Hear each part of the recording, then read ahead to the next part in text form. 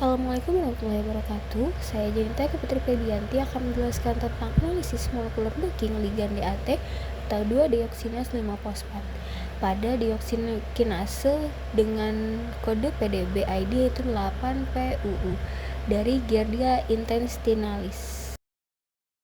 Masuk pada latar belakang, Giardia intestinalis merupakan protozoa parasit penyebab giardiasis yang menginfeksi saluran pencernaan manusia dan menjadi salah satu penyebab utama penyakit diare di dunia.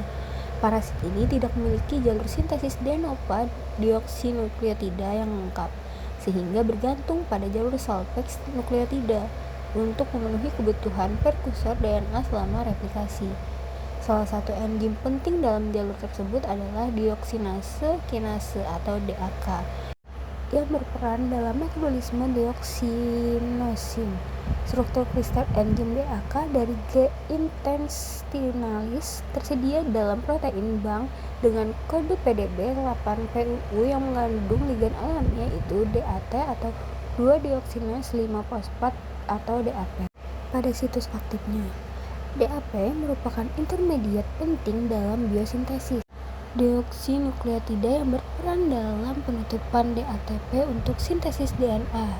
Oleh karena itu, kompleks DAK dan DADP dapat digunakan sebagai model dalam studi molecular docking untuk memahami interaksi ligan protein dan mengembangkan kandidat obat anti-giardiasis baru.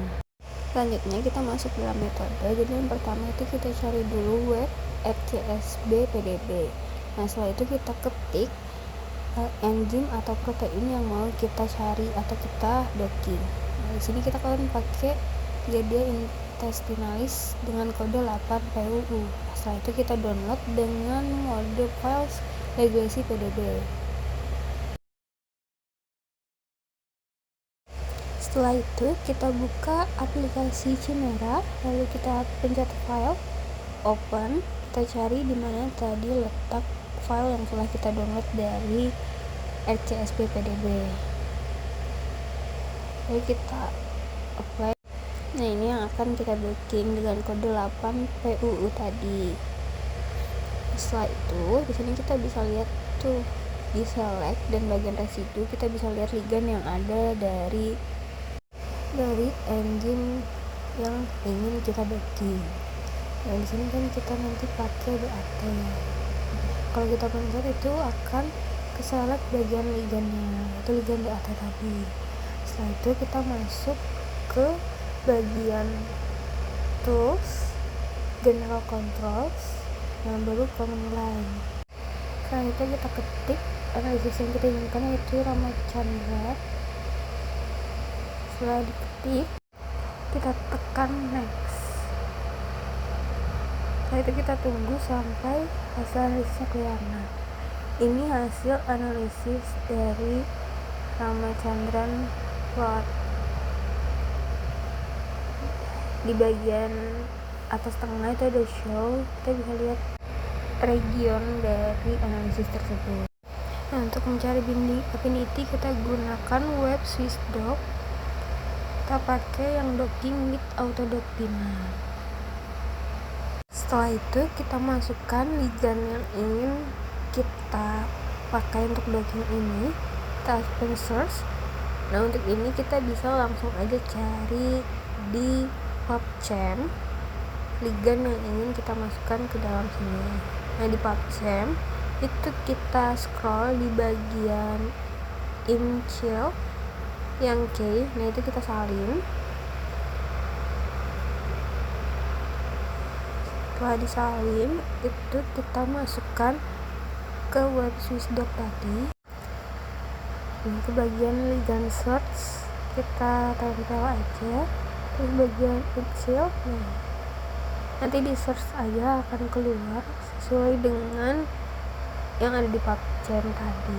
Terus kita tekan lalu apply. Selanjutnya kita perlu submit target. Targetnya tadi adalah enzim dengan kode 8PUU. Nah itu tadi kita bersihkan dulu dari residu-residunya.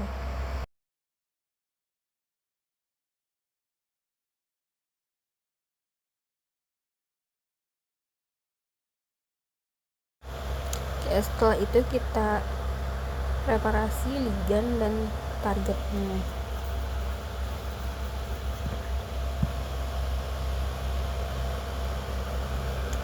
Tunggu sampai centang, setelah itu kita masuk ke box untuk mendokingnya.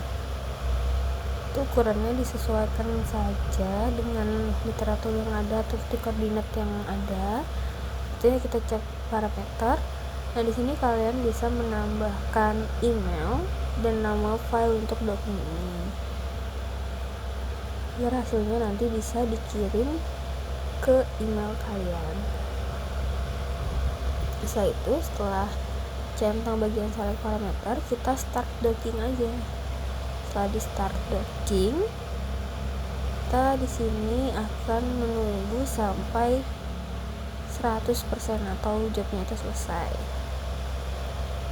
Jadi kalau udah selesai, itu tampilannya akan menampilkan hasilnya. Nah, seperti ini sudah selesai. Ini hasil dari enzim dan ligand yang tadi kita docking. Di sini kita bisa lihat hasil dari nilai binding affinity-nya. Nah, itu yang di sini menampilkan binding affinity di beberapa pose. Tapi pada model pertama itu memiliki energi pengikat paling rendah yaitu min 7,384 kalori per mol, sehingga merupakan pose terbaik. Nah, semakin negatif nilai binding affinity-nya, maka semakin kuat dan stabil interaksi ligand dengan protein. Hasil ini tuh menunjukkan bahwa ligand DAT itu memiliki afinitas yang baik terhadap deoxynase kinase dari Giardia intestinalis. Kita masuk ke bagian hasil Ramachandran plot. Yang general case gambar pertama itu menampilkan distribusi sudut P dan C seluruh residu asam amino protein 8-PUU.